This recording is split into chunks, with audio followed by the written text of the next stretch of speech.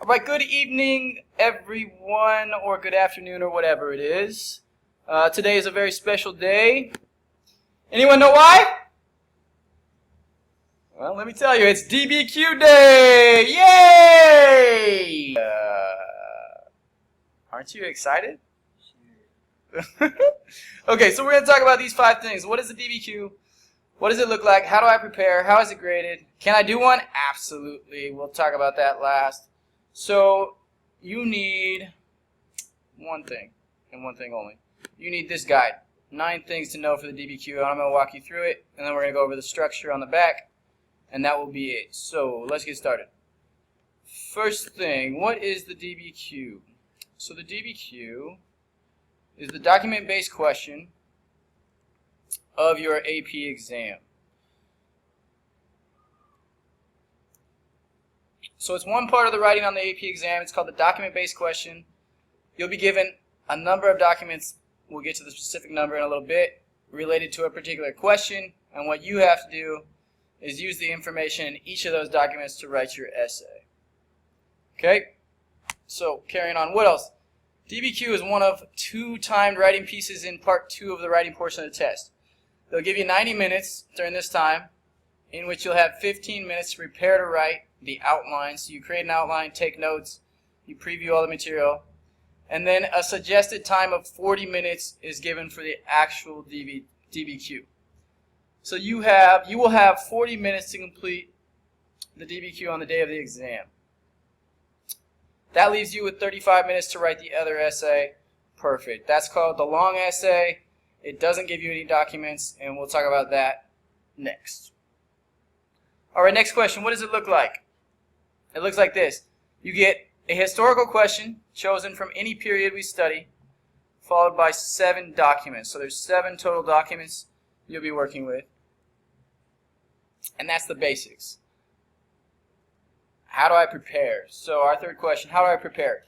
Number 1, you learn the structure of the essay. Structure is very important, and I'm going to teach you the structure in the next couple days. You also want to learn about the style and how it's graded. And then the most important thing is you practice, practice, practice. But how else do you prepare? Number 5, you break down the question. In order to answer the DBQ, you have to know exactly what it's asking. So we'll go through how best to do that. And we'll do this together. How else do I prepare? I said you learn the structure. It's a 5-paragraph essay, which requires you to develop a strong thesis and then support your argument with textual evidence and explain, in other words, analyze how your evidence relates to your thesis. I'm going to pause right there. Okay, we're back. I had to double check my notes. Would you flip over the paper real quick? And the basic structure is what I want you to fill out here. So on the back of your paper it says the basics. Give me a second while this loads. And the basics is this. So fill in the blanks. It's a 5-paragraph essay which requires you to develop a very strong thesis and then support your argument with textual evidence and explain or analyze how your evidence relates to your thesis. Now that sounds like a lot of words.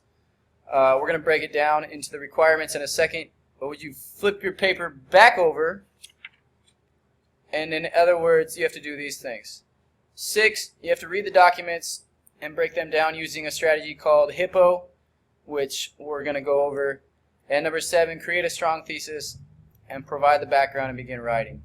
So this is an outline which will make a lot more sense after we've done more work, but I want you to have the outline so you can refer to it.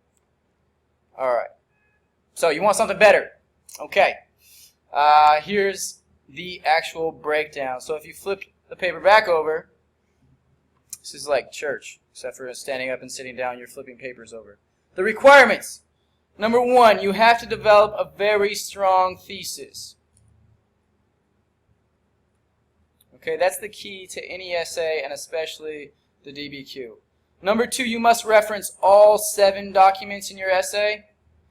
If you leave one out, you're not going to get the point for that. And this is graded on 7 points. So if you miss 1 point, it is very important.